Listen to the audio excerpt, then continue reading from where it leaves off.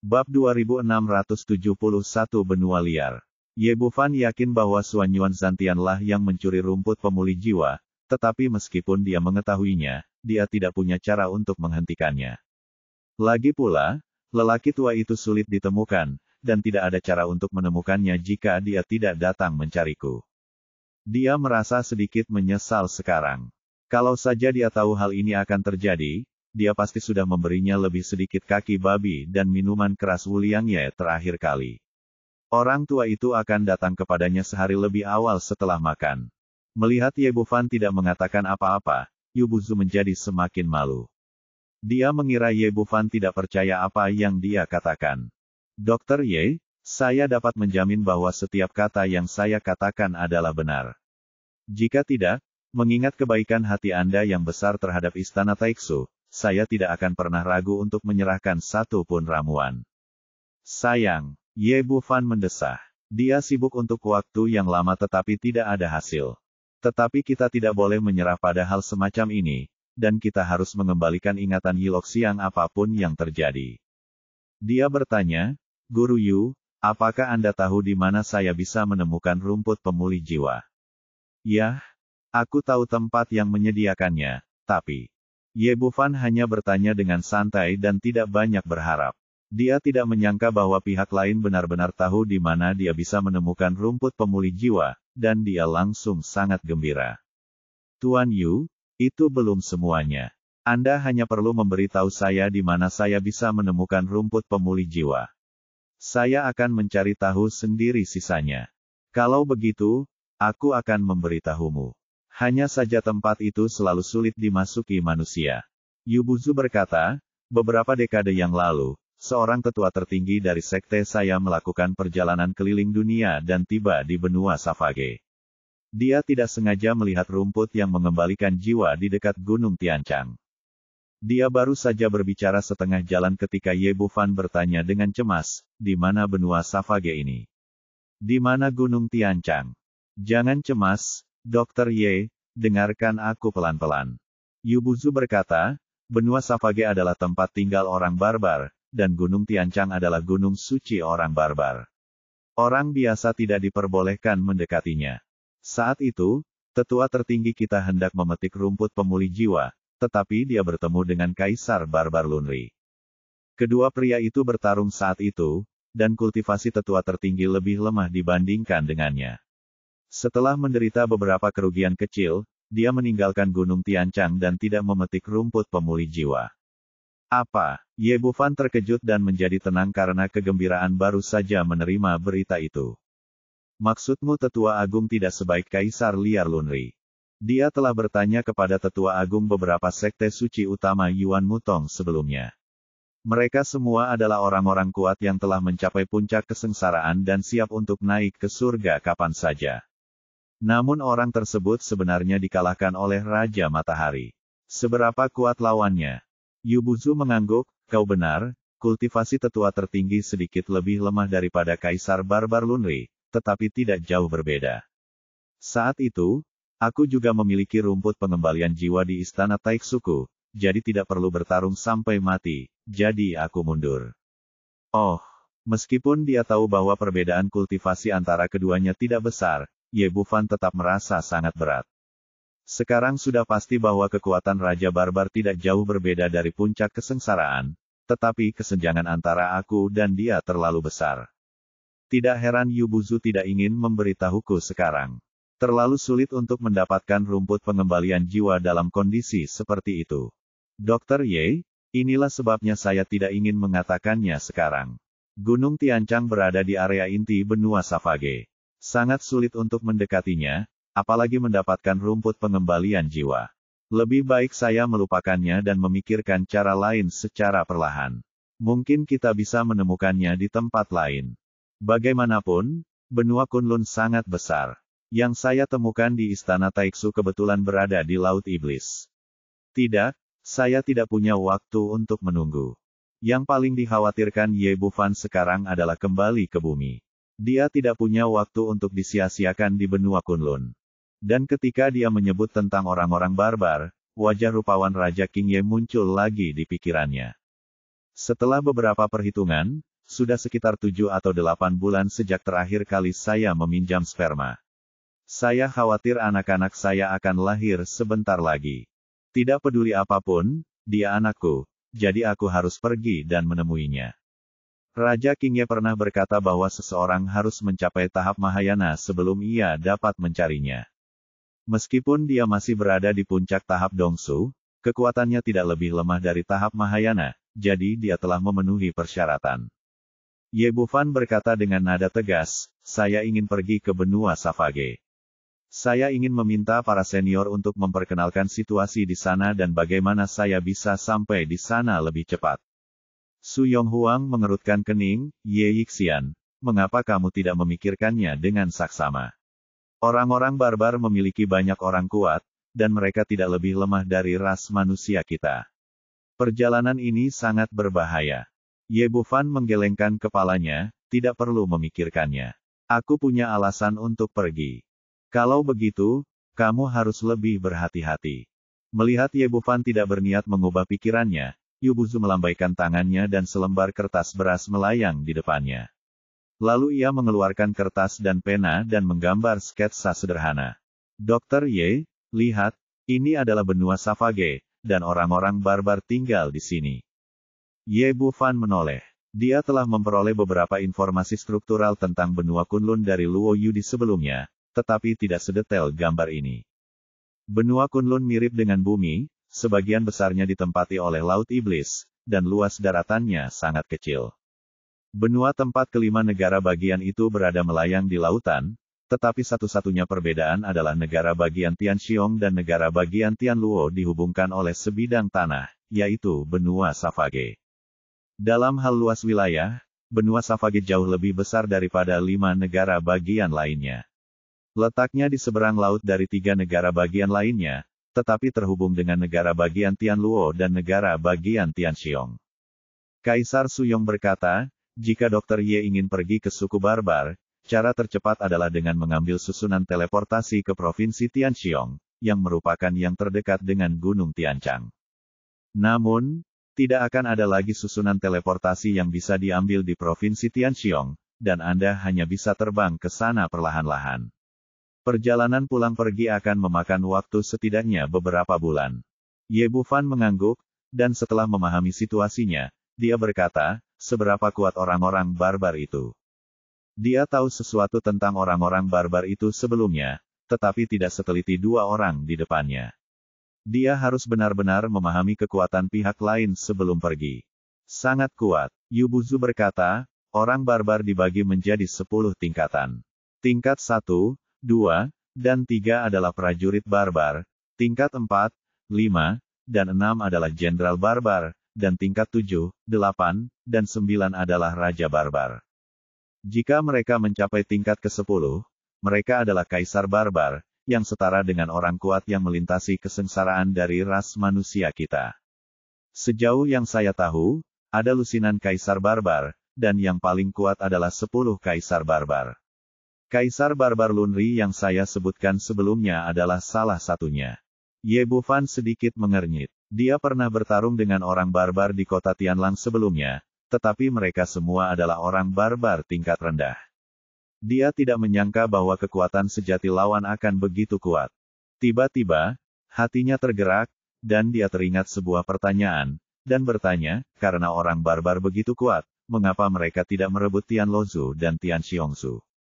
Jika mereka mengambil tindakan, saya khawatir kekuatan kedua negara ini tidak akan terhentikan. Petik 2. Dia paling tahu kekuatan Tianxiongzu dan Tianlozu. Tingkat kultivasi mereka yang tertinggi adalah pada tahap Mahayana, dan mereka sama sekali tidak mampu menghentikan Kaisar Barbar. Bab 2672, menghadapi serangan diam-diam. Ada 3 alasan. Yu Buzu menjelaskan, pertama, orang barbar itu kuat, tetapi kita manusia bukanlah orang yang mudah ditaklukkan. Jika mereka bertindak terlalu jauh, saya khawatir para kultivator dari 5 negara akan bergabung untuk menyerang mereka, yang merupakan hal yang tidak ingin mereka lihat. Kedua, orang barbar tidak perlu melakukan itu.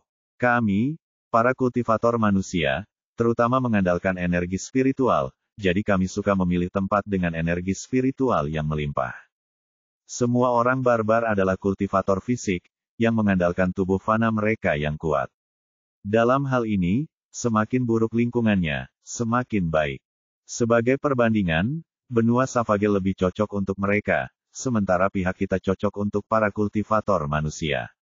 Justru karena itulah tidak ada konflik mendasar antara orang barbar dan manusia. Dengan kata lain, bahkan jika kita menyerahkan wilayah manusia kita kepada mereka, saya khawatir mereka tidak akan menginginkannya. Dengan alasan yang sama, kita manusia juga tidak menyukai benua Savage. Oh, Ye Bufan mengangguk. Ini memang benar adanya. Alasan ketiga ada di sini. Yu Buzu berkata sambil mengambil pena dan membuat goresan lain di ujung barat laut gambar.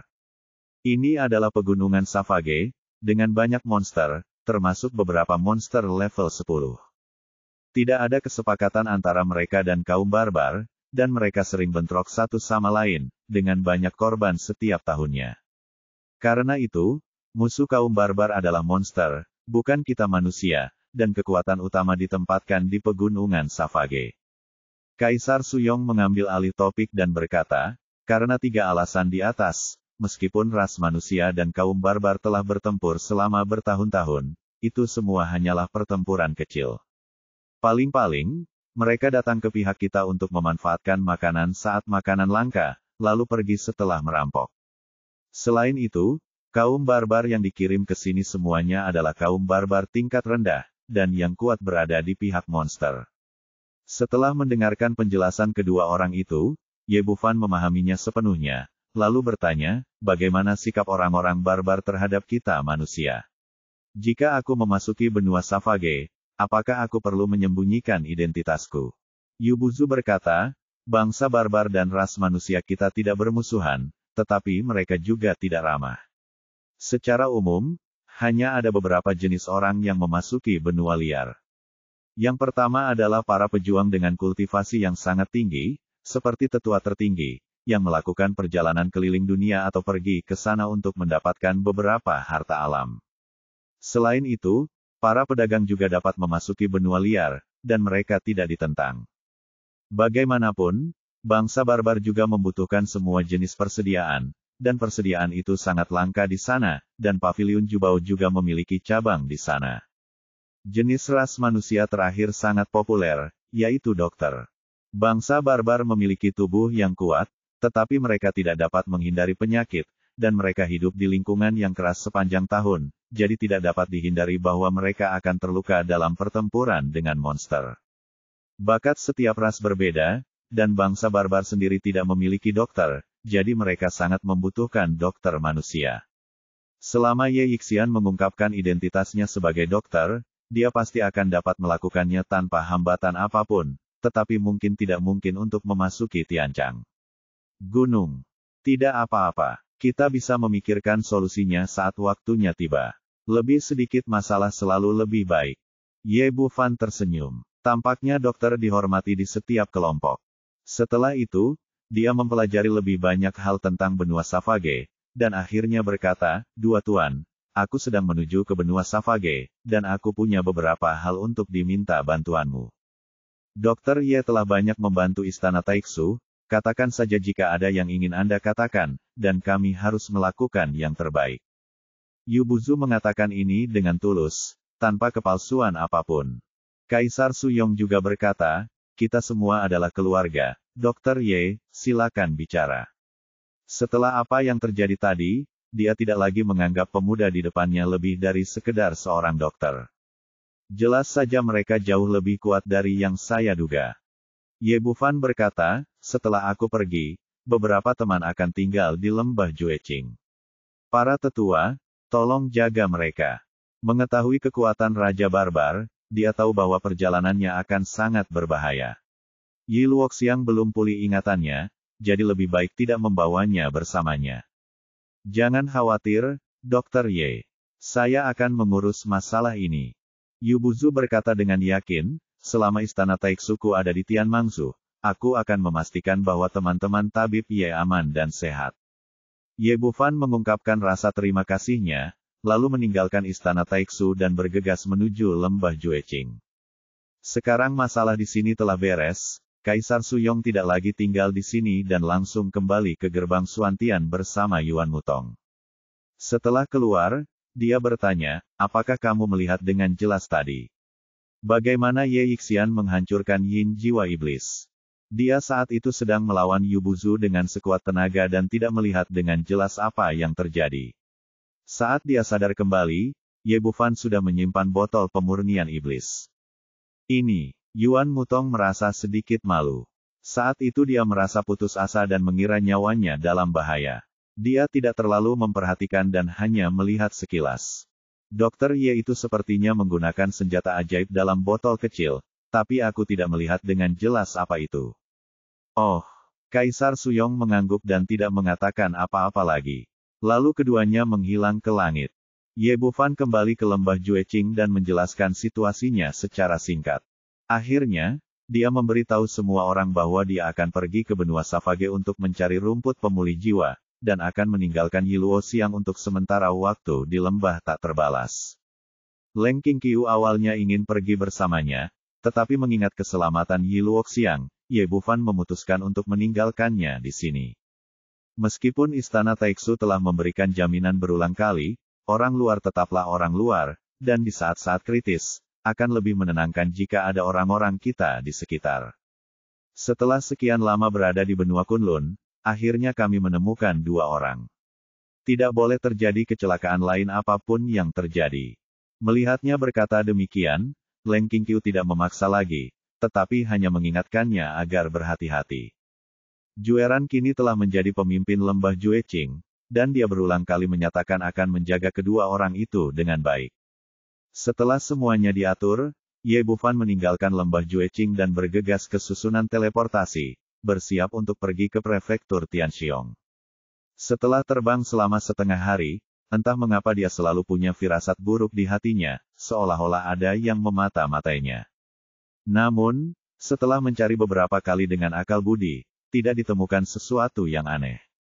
Ye Bufan sedikit mengernyit. Dalam situasi ini, entah dia yang terlalu curiga, atau kultivasi pihak lain terlalu tinggi dan dia tidak bisa mendeteksinya sama sekali. Sebagai perbandingan, dia lebih percaya bahwa itu adalah yang terakhir, tetapi dia tidak menunjukkan perilaku yang tidak biasa. Dia bertindak sangat tenang, tetapi sebenarnya dia sangat waspada dalam hatinya. Melihat hutan monster di depannya, firasat buruk itu langsung mencapai puncaknya, dan kemudian suara keras menembus udara terdengar di belakangnya. Niat membunuh yang sangat besar membawa serta tekanan yang tak berkesudahan, menyebabkan kulitnya terasa sakit yang menyengat. Ye Bufan tidak berani ragu lagi saat ini. Taring naga di tangannya memancarkan cahaya keemasan, dan cahaya bilah pedang sepanjang beberapa kaki menebas dengan ganas di belakangnya. Dengan suara keras, taring naga dan tombak hitam beradu hebat, diikuti oleh kekuatan dahsyat. Dia memang orang yang kuat di tahap penyeberangan kesengsaraan. Meskipun Ye Bufan telah mencoba yang terbaik, kesenjangan kekuatannya terlalu besar. Dia terkejut dan terlempar ratusan meter jauhnya. Dia memuntahkan seteguk darah di udara. Untungnya dia adalah seorang kultivator tubuh, kalau tidak organ dalamnya akan hancur oleh pukulan ini. Setelah akhirnya menenangkan diri, dia mendongak dan melihat seorang pria berjubah hitam berdiri di belakangnya, dengan sepasang mata merah darah menatapnya seperti ular berbisa atau binatang buas. Bab 2673, Pertempuran melawan Raja Iblis bermata merah. Orang yang melancarkan serangan diam-diam adalah Raja Iblis bermata merah yang sebelumnya telah melarikan diri dari Istana Taiksu. Pada saat ini, dia menatap Ye Bufan dengan ekspresi muram. Wah, aku tidak menyangka kamu punya keterampilan seperti itu. Kamu masih hidup seperti ini. Awalnya dia mengira bahwa dengan tingkat kultivasinya di periode kesengsaraan, serangan diam-diam terhadap seorang kultivator periode kekosongan akan menjadi hal yang pasti, tetapi dia tidak menyangka bahwa pihak lain hanya menderita beberapa luka ringan. Ternyata orang ini telah memendam dendam sejak dia melarikan diri dari Istana Taiksu. Dia hampir saja meraih kemenangan besar, tetapi dia tidak menyangka rencananya akan dirusak oleh seorang anak muda. Jadi orang ini tidak pergi, tetapi diam-diam menunggu di dekatnya, mencari kesempatan untuk mengambil tindakan. Kemudian, Ye Bufan meninggalkan istana Taixu dan kembali ke lembah Jueqing. Di sana dia menunggu dengan tenang di samping. Dia berjalan menuju ke sekitar hutan monster dan memastikan tidak ada orang kuat lain yang mengikutinya sebelum melancarkan serangan diam-diam. Orang-orang dari Sekte Iblis benar-benar tercela. Seorang pejuang kuat di tahap penyeberangan kesengsaraan benar-benar melancarkan serangan diam-diam. Sungguh tidak tahu malu. Ye Bufan berkata saat otaknya berputar cepat. Itulah kali pertama dia berhadapan dengan seorang pendekar Tribulation Crossing Stage sendirian. Dari segi kekuatan, dia jelas bukan tandingan pihak lainnya. Dia harus memikirkan beberapa strategi. Nak, berhentilah bicara omong kosong. Di dunia kultivasi, pemenang selalu menjadi raja, dan hanya yang hidup yang bisa memiliki martabat. Raja Iblis bermata merah sama sekali tidak menanggapi ejekannya, dan berkata dengan ekspresi muram, rencana besar Sekte Iblisku hampir hancur olehmu kali ini, dan kita juga kehilangan yang mulia beralis putih. Menurutmu bagaimana aku harus menghadapimu? Ye Bufan mengerutkan bibirnya, kamulah yang tidak tahu bagaimana hidup dan mati dan datang untuk memprovokasiku. Siapa yang bisa aku salahkan? Berani sekali kau bersikap keras kepala saat kau akan mati. Tanpa hantu-hantu tua itu, kurasa tak ada yang bisa melindungimu. Raja Iblis bermata merah sekali lagi mengeluarkan niat membunuh yang kuat. Katakan padaku cara menghancurkan panduan jiwa iblis, dan apa botol kecil itu. Aku bisa meninggalkanmu seluruh tubuh. Ingin tahu? Kalau begitu, biarkan pisauku yang memberitahumu. Tentu saja, Ye Bufan tidak akan membocorkan rahasia botol pemurnian iblis. Gigi naga di tangannya sekali lagi memancarkan cahaya keemasan yang menyilaukan, dan cahaya pisau yang tajam menebas ke arah pihak lain. Kamu seperti seekor semut yang mencoba mengguncang pohon.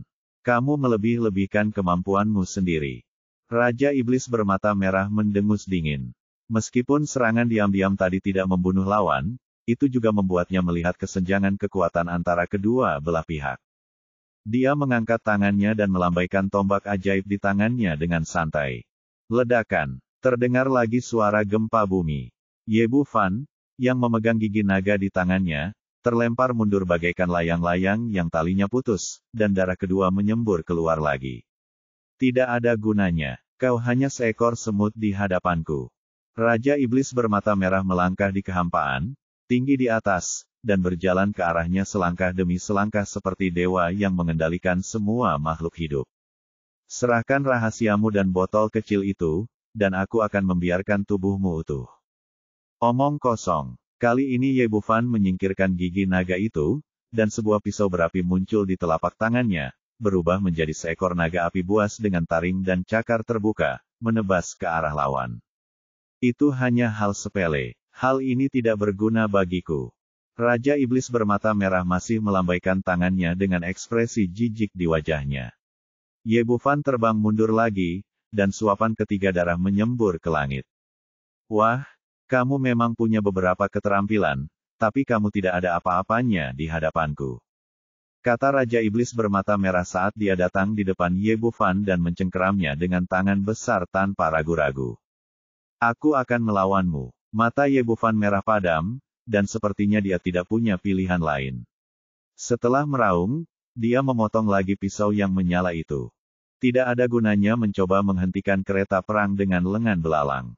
Raja Iblis bermata merah awalnya memasang ekspresi jijik di wajahnya, tetapi pupil matanya mengecil di tengah-tengah kata-katanya.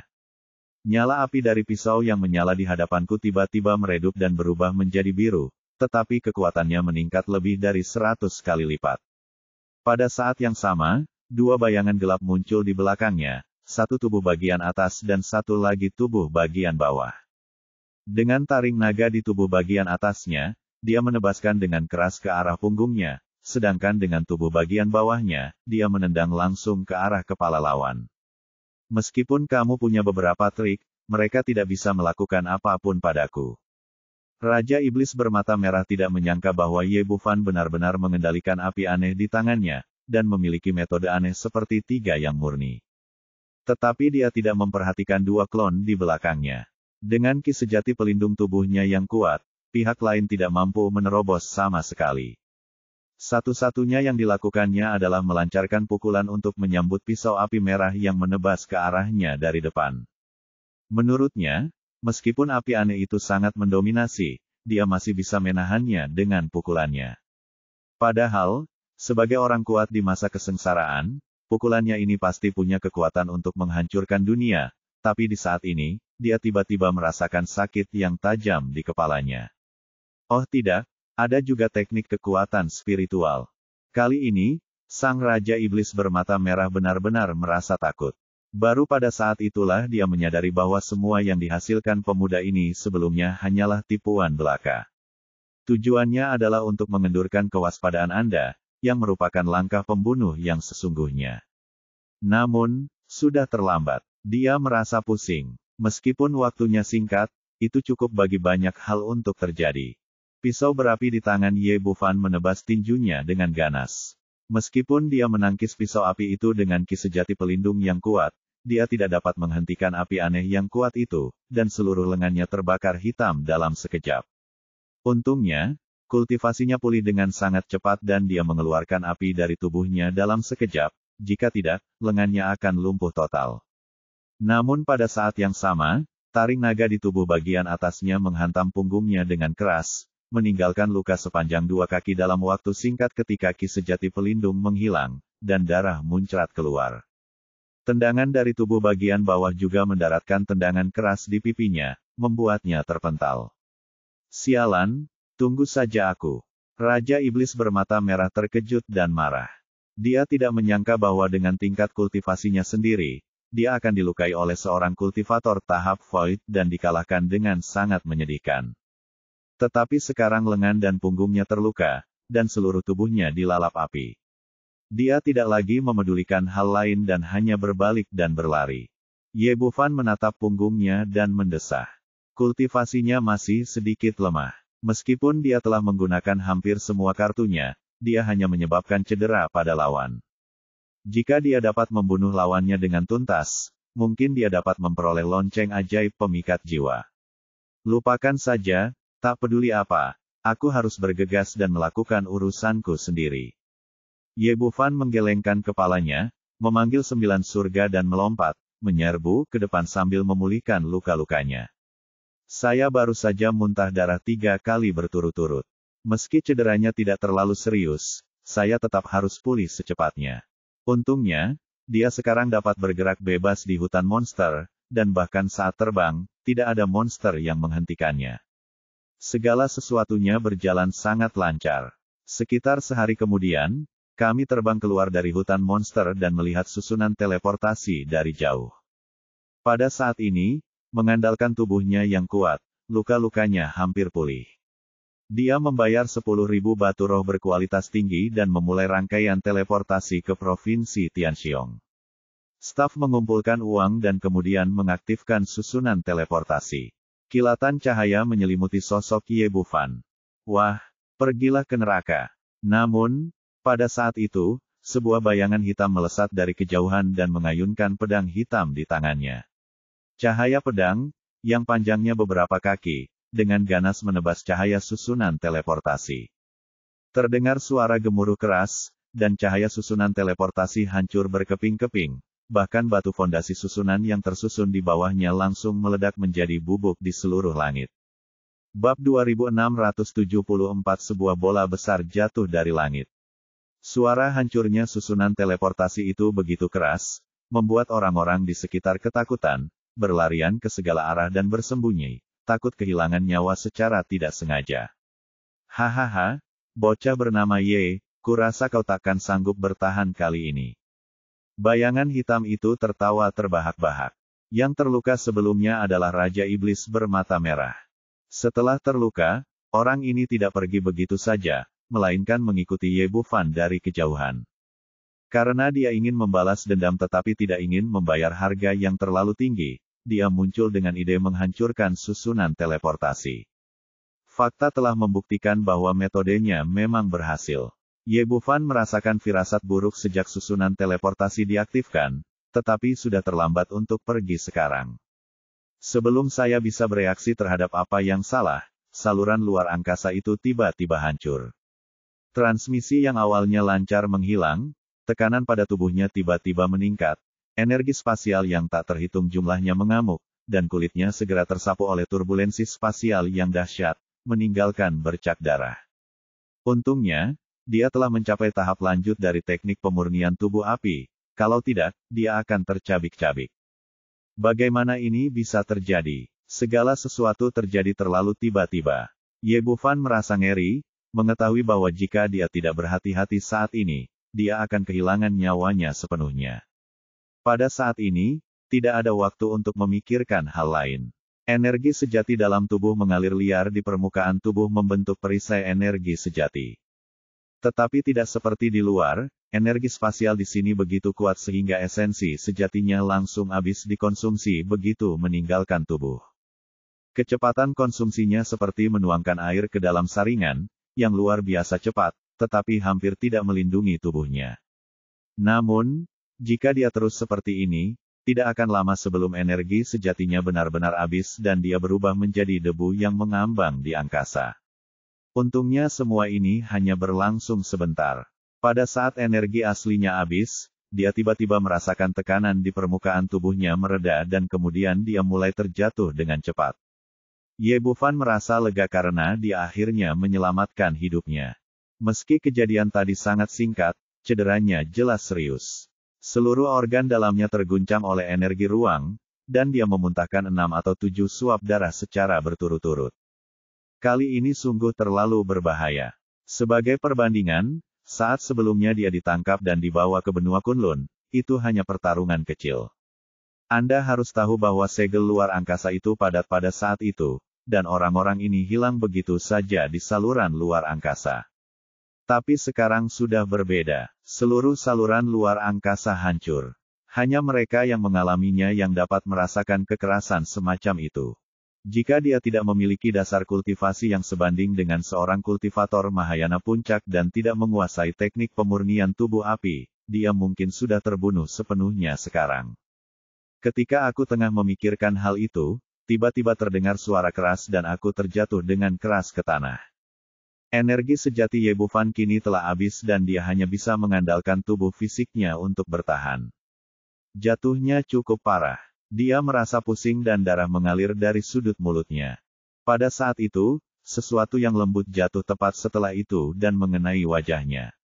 Apa ini? Ye Bufan meregangkan anggota tubuhnya yang kaku, mengulurkan tangan untuk mengambil benda di tangannya, membuka matanya dan melihatnya. Ternyata itu adalah bunga hortensia yang berwarna cerah. Apa yang terjadi? Bagaimana benda ini bisa ada? Dia sudah pusing akibat terjatuh, dan sekarang dia bahkan makin bingung. Di mana saya sekarang? Kok tiba-tiba aku kena bunga hortensia? Apakah di sini ada yang sedang mencari istri? Tepat saat ia tengah kebingungan, suara langkah kaki yang kacau terdengar, diikuti oleh belasan orang yang mengelilinginya.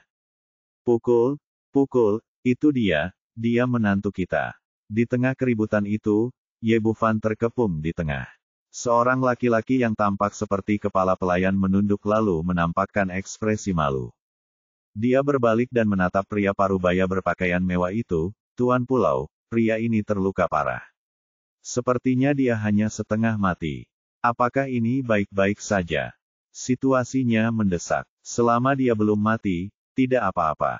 Pria parubaya berpakaian mewah itu menatap para pembantu dan wanita tua di sekitarnya. Bantu menantu laki-laki itu membersihkan diri secepatnya dan segera menikah. Ya, semua orang di sekitar setuju dan segera mengambil tindakan.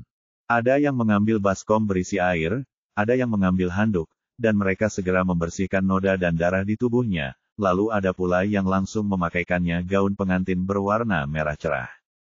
Hei, kamu lagi ngapain? Ye Bufan benar-benar bingung. Dia tidak menyangka akan diculik di sini tepat setelah dia keluar dari terowongan luar angkasa. Semua ini terjadi terlalu tiba-tiba. Inti masalahnya adalah dia bahkan tidak tahu seperti apa rupa orang itu, atau bahkan di mana tempat ini. Para pelayannya cepat dan efisien, masih sibuk bekerja, dan kepala pelayan berdiri di samping mereka dengan senyum meminta maaf di wajahnya. Tuan, Anda terkena bunga hortensia milik wanita tertua kami.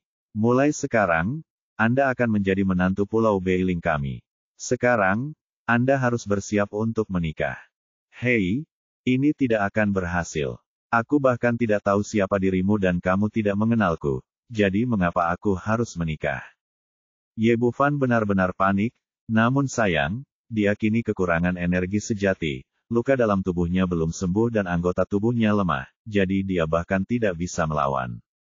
Tidak ada cara lain selain mencoba meyakinkan pihak lain. Cara ini tidak berhasil sekarang, pembantu rumah tangga itu terkekeh, tidak apa-apa, ini namanya takdir. Seutas takdir mempertemukan kita, dan ini adalah takdirmu dan nona tertua kita. Ye Bufan ingin mengatakan sesuatu, tetapi akhirnya menahannya. Melihat situasi saat ini, tidak ada gunanya apapun yang dikatakannya. Tugas yang paling mendesak adalah memulihkan kekuatan dengan cepat. Selama seseorang memiliki kekuatan, dia dapat mengendalikan segalanya. Memikirkan hal ini, dia berhenti bicara, memasang ekspresi pasrah, dan membiarkan para pelayan melakukan apapun yang mereka inginkan. Dia menemukan kesempatan untuk diam-diam memasukkan pil peremajaan ke dalam mulutnya, dan kemudian meluangkan waktu untuk memperbaiki luka-lukanya. Melihatnya seperti itu, kepala pelayan di sebelahnya menunjukkan senyum puas. Tadinya aku takut menantu pilihanku itu akan lari, tetapi sekarang tampaknya tidak ada yang perlu dikhawatirkan. Pihak lain bukan saja tidak melakukan perlawanan apapun, tetapi luka-luka di tubuhnya membuatnya tidak mungkin melarikan diri. Saat Ye Bufan memulihkan diri dari luka-lukanya, dia mengamati lingkungan sekitarnya. Ini adalah rumah mewah yang dihiasi lampu dan penuh kegembiraan. Dapat dilihat bahwa semua ini sudah dipersiapkan sebelumnya, artinya pihak lain sudah mempersiapkan segala sesuatunya untuk upacara pernikahan, dan satu-satunya yang hilang adalah menantu laki-laki. Hal ini membuatnya terdiam. Sebenarnya tempat apa ini? Adat macam apa ini? Segalanya sudah siap, tinggal Anda jemput seseorang dan menikah. Bukankah ini terlalu terburu-buru? Tetapi apapun yang dipikirkannya, segalanya berjalan teratur dan keadaan di sekitarnya menjadi semakin hidup. Sekitar 1 jam kemudian, setelah ia selesai berdandan dan menyiapkan segala sesuatunya, seorang pembawa acara di sebelahnya berteriak dengan suara lantang. Para pengantin, bersiaplah untuk memuja langit dan bumi. Ya Tuhan, bukankah ini terlalu cepat? Ye Bufan terdiam. Dia melewatkan semua prosedur lainnya dan hanya memulai dengan pemujaan terhadap langit dan bumi. Seberapa jeleknya seorang gadis hingga begitu ingin menikahkannya. Dia berjalan menuju aula dikelilingi sekelompok pembantu dan wanita tua. Pada saat yang sama, seorang wanita lain mengenakan gaun pengantin berwarna merah cerah datang ke arahnya. Meski berjilbab dan berpakaian longgar, tetap saja tak bisa menyembunyikan lekuk tubuhnya yang aduhai. Kultivasi Ye Bufan kini telah pulih 30%. Meskipun belum mencapai puncaknya, itu lebih dari cukup untuk berhadapan dengan orang-orang kuat di tahap void. Wanita ini kelihatannya punya bentuk tubuh yang bagus, jelek sekali rupanya dia sampai-sampai dia ingin sekali menikah. Dengan sedikit rasa ingin tahu, indera spiritual Ye Bufan menyapu ke balik kerudung wanita itu. Bab 2675 Upacara Pernikahan. Ketika dia melihat wajah wanita itu dengan jelas, dia tertegun. Bukan karena dia terlalu jelek, tetapi karena dia terlalu cantik. Dari segi penampilan dan kecantikan, dia tidak kalah dari Leng Qingqiu dan wanita lainnya. Pada saat ini, wajah halusnya tampak dingin dan alisnya yang indah sedikit berkerut karena sedih, tetapi semakin terlihat, semakin banyak orang yang ingin mengasihaninya. Dengan parasnya yang cantik dan tubuh yang molek, bagaimana mungkin seorang wanita bisa kesulitan mencari suami? Kalau saja tidak karena rasa sakit yang menyengat dari luka dalam tubuhnya, dia pasti akan mengira bahwa dirinya sedang bermimpi. Wanita itu datang ke sisinya dengan wangi yang harum, menggoyangkan sosoknya yang seksi. Pembawa acara di sebelahnya berteriak lagi. Sujud pada langit dan bumi. Sebelum Ye Bufan sempat tersadar, wanita di sebelahnya telah menundukkan kepalanya, dan dia dipaksa menundukkan kepalanya oleh 2 pelayan. Ye Bufan telah memiliki banyak wanita, tetapi ini adalah pertama kalinya dia menikah secara resmi. Ia tidak menyangka bahwa ia harus menyembah langit dan bumi sementara seseorang dalam keadaan linglung. Meskipun wanita ini sangat cantik, saya bahkan tidak tahu siapa dia. Bagaimana mungkin aku menikahinya begitu saja? Tundukkan kepalamu kepada orang tuamu sekali lagi. Sang pembawa acara berteriak lagi. Tidak, kita tidak bisa terus seperti ini. Ye Bufan tidak ingin mempunyai istri lagi tanpa alasan apapun, dan baru saja hendak menggunakan keahliannya untuk mengusir dua pelayan di sebelahnya, ketika pada saat itu terdengar suara ledakan keras dari pintu. Mereka semua menoleh dan melihat gerbang halaman yang dicat merah telah ditendang hingga berkeping-keping. Lalu puluhan orang menyerbu masuk dari luar, masing-masing dari mereka tampak agresif dan garang. Yang berjalan di depan adalah seorang laki-laki setengah baya dengan wajah tajam dan dua mata kecil, yang memperlihatkan ekspresi ganas. Auranya sangat kuat, dan kultivasinya telah mencapai puncak keadaan fusi. Di sebelahnya ada seorang pemuda berusia 20-an, dengan penampilan yang sangat jelek dan wajah penuh lemak. Menggunakan pepatah klasik, semua lemak dari pantatnya tumbuh di wajahnya. Orang ini tidak hanya jelek, tetapi juga memancarkan aura yang ganas dan penuh kekerasan. Pintunya ditendang hingga terbuka, dan para pelayan di sana mundur satu demi satu, masing-masing dengan ekspresi ngeri di wajah mereka. Lelaki parubaya berpakaian mewah itu awalnya duduk di kursi berlengan, bersiap menerima penghormatan dari kedua kerabatnya. Pada saat ini, dia berdiri dan berjalan mendekat, wajahnya tampak sangat muram. Tuan Pulau Meng, apa maksudmu dengan ini? Pria parubaya yang datang bernama Meng Seng, pemilik Pulau Sihuan. Pria berpakaian indah yang sedang berbicara, Su King, adalah penguasa Pulau Beiling. Namun, sebagai perbandingan, Pulau Beiling jauh lebih lemah daripada Pulau Sihuan, dan kultivasinya jauh lebih rendah daripada Meng Seng. Apa maksudmu? Meng Seng tersenyum dingin, aku baru saja akan bertanya padamu. Apa yang sedang kamu lakukan? Su King sangat marah, tetapi dia tidak cukup kuat sehingga dia hanya bisa berkata dengan sabar, hari ini adalah hari pernikahan putriku, dan Pulau Beilingku sedang mengadakan pesta pernikahan. Pernikahan? Sungguh kebetulan. Meng Seng tersenyum sinis, aku, Meng, hendak membawa anakku kepadamu untuk melamarku, tetapi kamu malah memulai pernikahan itu. Su King, kamu sengaja melakukannya, tidakkah menurutmu anakku tidak pantas untuk putrimu? Setelah dia selesai berbicara, Ye Bufan secara kasar menebak konteks masalahnya. Ternyata alasan keluarga Su tergesa-gesa menikahkannya adalah untuk menolak lamaran ayah dan anak di hadapannya. Rencananya bagus, tetapi tampaknya efeknya sejauh ini tidak terlalu bagus.